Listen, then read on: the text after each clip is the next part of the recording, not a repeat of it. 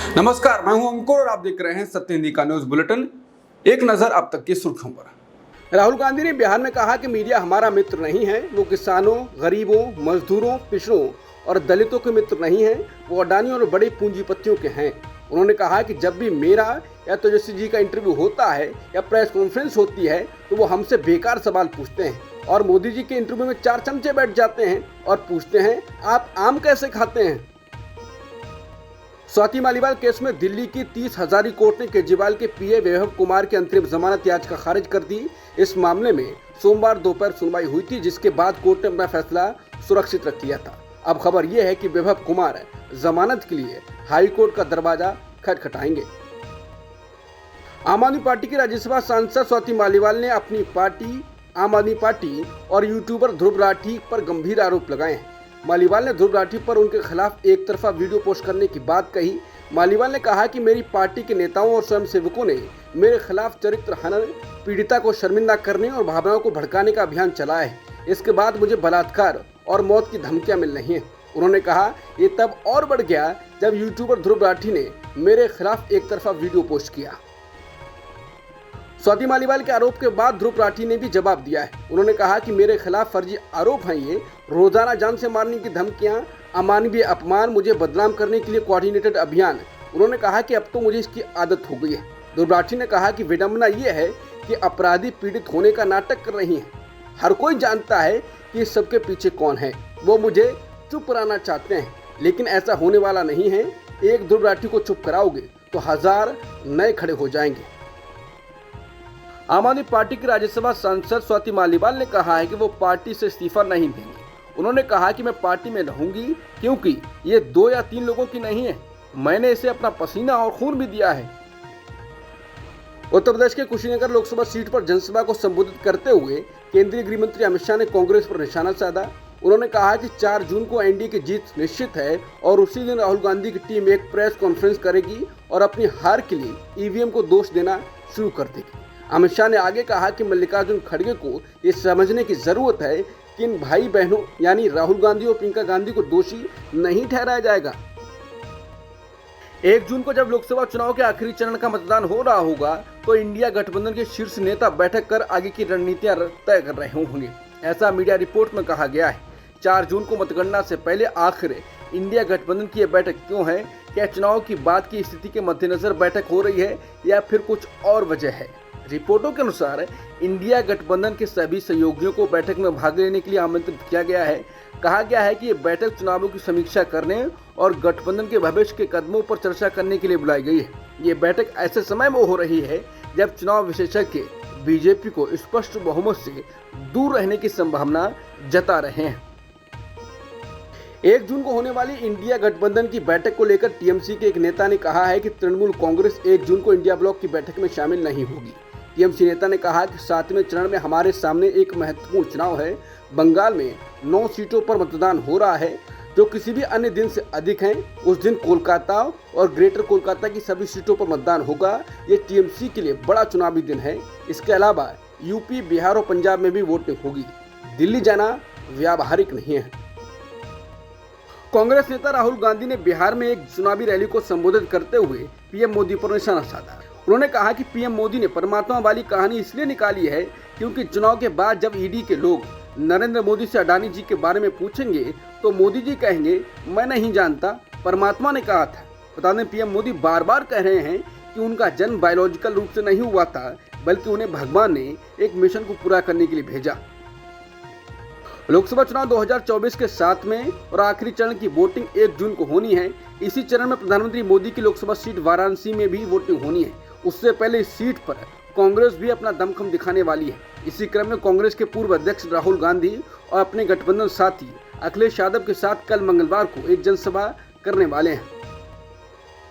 अरविंद केजरीवाल ने सोमवार को केंद्रीय गृह मंत्री अमित शाह पर लोकसभा चुनाव के बाद पंजाब में भगवंत मान सरकार को गिराने की धमकी देने का आरोप लगाया और दावा किया कि देश तानाशाही के अधीन है।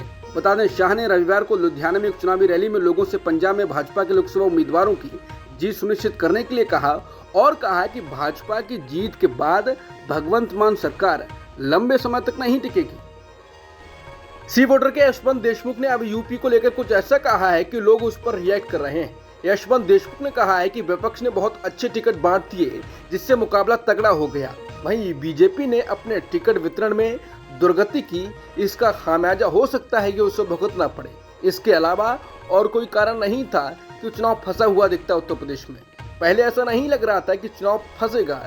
लोग कह रहे हैं कि चुनाव स्टार्ट हुआ तो ये भी बीजेपी का बाजा फाड़ बहुमत दे रहे थे, अब पलट गए हैं और कह रहे हैं कि चुनाव फंस गया है। बता दें इसके अलावा CSDS के संजय कुमार तक बीजेपी को बहुमत में मुश्किल बता रहे हैं और एक्सिस में इंडिया के प्रदीप गुप्ता का कहना है कि चुनाव आखिरी ओवर तक जाएगा और बहुत दिलचस्प हो गया है। कांग्रेस अध्यक्ष खड़गे से पूछा गया कि अगर गठबंधन की जीत होती है तो क्या राहुल गांधी को पीएम बनाया जाएगा। इस पर खड़गे ने कहा कि वो चुनाव के बाद गठबंधन के लोग तय करेंगे। हमने तय किया है कि गठबंधन का निर्णय ही सब पर लागू होगा। लोकसभा चुनाव 2024 के 6 चरण पूरे हो चुके हैं। गृह मंत्री अमित शाह का कहना है कि उनकी पार्टी ने 5 चरणों में ही बहुमत का आंकड़ा पार कर लिया है। गृह मंत्री शाह ने सीटों की संख्या से जुड़े सवाल पर कहा कि सरकार बनाने के लिए हमारे पास अंक 5वें चरण में ही पूरे हो चुके हैं। अगर अंतिम चरण को हटाकर देखें तो हम 300 और 310 के बीच हैं। हम आरामदायक स्थिति में हैं। इस बार हम 10 साल के ट्रैक रिकॉर्ड और 25 साल के शक्तिशाली सकारात्मक एजेंडे के साथ लोगों के पास गए हैं। शिवसेना नेता संजय राउत ने कहा है कि प्रधानमंत्री मोदी, केंद्रीय गृह मंत्री अमित शाह और महाराष्ट्र के डिप्टी सीएम देवेंद्र फडणवीस ने लोकसभा चुनाव में केंद्रीय मंत्री नितिन गडकरी को नागपुर लोकसभा सीट से हराने की कोशिश की। सांसद ने शिवसेना के मुखपत्र सामना में अपने साप्ताहिक कॉलम में लिखा कि गडकरी की हार तय करने के लिए नागपुर में मोदी, शाह और फडणवीस एक साथ आए और काफी कोशिश की। राउत ने आगे लिखा कि फडणवीस ने गडकरी के लिए उसी वक्त प्रचार किया जब ये साफ हो गया कि केंद्रीय मंत्री गडकरी आसानी से हारने वाले नहीं हैं। राजद नेता और बिहार के पूर्व उप मुख्यमंत्री तेजस्वी यादव ने प्रधानमंत्री मोदी पर पलटवार किया है। पीएम मोदी ने अपने एक चुनावी रैली में कहा था कि जिन्होंने बिहार के गरीबों को लूटकर नौकरी के बदले जमीनें लिखवाई, कान खोलकर सुन लो, उनके भी जेल जाने का वक्त आ गया है। जैसे ही हेलीकॉप्टर में चक्कर काटने का समय पूरा होगा, जेल का रास्ता तय हो जाएगा। इस पर तेजस्वी यादव ने कहा है कि पीएम मोदी को इतना डर हो गया है कि उनको लग रहा है कि वो बिहार से चुनाव हार रहे हैं। आप एक 34 साल के बिहारी को धमका रहे हो। आप क्या कहना चाह रहे हो कि तुम जो चुनाव हरा रहे हो तो हम तुमको जेल भेज देंगे? ये तो धमकाना हुआ। वो भी 75 साल के बुजुर्ग हैं हमारे पीएम मोदी, और 34 साल के बिहारी को, नौजवान को धमका रहे हैं कि जेल भेज देंगे। तेजस्वी यादव ने इसके आगे कहा कि ये बिहार है, झारखंड या दिल्ली नहीं है। एक बार हाथ लगाएं। दिल्ली के मुख्यमंत्री अरविंद केजरीवाल ने अपने अंतरिम जमानत 7 दिन बढ़ाने की मांग करते हुए सुप्रीम कोर्ट में याचिका दायर की है। इसमें उन्होंने अपने स्वास्थ्य को वजह बताया है। उन्होंने गंभीर बीमारी के लक्षण बताते हुए इलाज के लिए समय मांगा है। अरविंद केजरीवाल ने कहा है कि 2014 में मोदी जी ने कहा कि वो देश के प्रधान सेवक हैं। 2019 में उन्होंने कहा कि वो चौकीदार हैं। अब 2024 में मोदी जी कह रहे हैं कि वो अपनी मां की कोख से पैदा नहीं हुए, बल्कि वो भगवान के अवतार हैं। उनकी पार्टी के एक वरिष्ठ नेता ने कहा कि भगवान जगन्नाथ जी भी मोदी जी के भक्त हैं। क्या आरएसएस भी मानता है कि मोदी जी भगवान के अवतार हैं? आरएसएस अपना रुख साफ करे। गुजरात हाईकोर्ट ने राजकोट में गेमिंग जोन में भीषण आग लगने की घटना को मानव निर्मित आपदा करार देने के बाद अब राज्य सरकार को खरी खरी सुनाई है। अदालत ने कह दिया है कि उसे राज्य सरकार पर अब भरोसा नहीं रहा।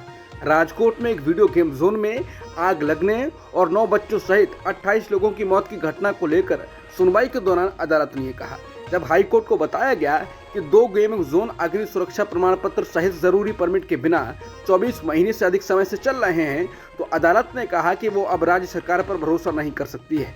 बता दें, गुजरात में प्रधानमंत्री मोदी की पार्टी बीजेपी की सरकार है।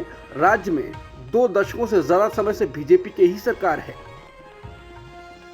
कर्नाटक की हासन लोकसभा सीट से सांसद और एक बार फिर चुनाव मैदान में उतरे प्रज्वल रेवन्ना पर सेक्स स्कैंडल के आरोप लगे हैं।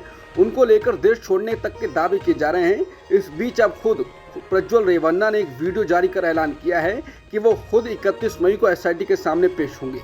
प्रज्वल रेवन्ना ने वीडियो जारी कर अपने बयान में कहा है कि मेरे खिलाफ राजनीतिक साजिश हुई है और मैं डिप्रेशन में चला गया था। हासन में कुछ ताकतें मेरे खिलाफ काम कर रही हैं क्योंकि मैं राजनीतिक रूप से काफी आगे बढ़ गया हूं। पुणे पोस्ट कार हादसे में पुलिस ने सोमवार को कई नई जानकारियां मीडिया के सामने रखी हैं। 19 मई को हुई इस घटना में नाबालिग आरोपी ने अपनी पोस्ट कार से 2 बाइक सवार लोगों को टक्कर मारी थी, जिसमें दोनों की मौत हो गई थी। पुणे पुलिस आयुक्त अमितेश कुमार ने दावा किया कि ससून जनरल अस्पताल में डॉक्टरों ने नाबालिग आरोपी के ब्लड सैंपल को बदल दिया था। उन्होंने कहा कि कल शाम को हमें फॉरेंसिक रिपोर्ट मिली है, उससे ये पता चला है कि ससून अस्पताल में डॉक्टर ने जिस सैंपल को सील कर फॉरेंसिक को भेजा था, असल में वो सैंपल नाबालिग अभियुक्त का नहीं था। विज्ञापन पर रोक के मामले में बीजेपी को सोमवार को बड़ा झटका लगा। सुप्रीम कोर्ट ने पश्चिम बंगाल बीजेपी की याचिका सुनने से मना कर दिया और कलकत्ता हाईकोर्ट में बात रखने की सलाह दी। कोर्ट ने कहा कि विज्ञापन पहली नजर में अपमानजनक लगते हैं। अभी जब हाईकोर्ट में सुनवाई लंबित है तो आप वहां अपनी बात रखिए। सुप्रीम कोर्ट से झटका लगने के बाद बीजेपी ने अपनी याचिका वापस ले ली है। दरअसल बीजेपी ने टीएमसी के खिलाफ अपने विज्ञापन पर कलकत्ता हाईकोर्ट की रोक को चुनौती दी थी। बीजेपी का कहना था कि कलकत्ता हाईकोर्ट ने बिना उसका पक्ष सुने एक तरफा आदेश दे दिया। अब तक की सुर्खियों में इतना ही। बाकी खबरों के लिए बने रहिए सत्यहिंदी.com के साथ।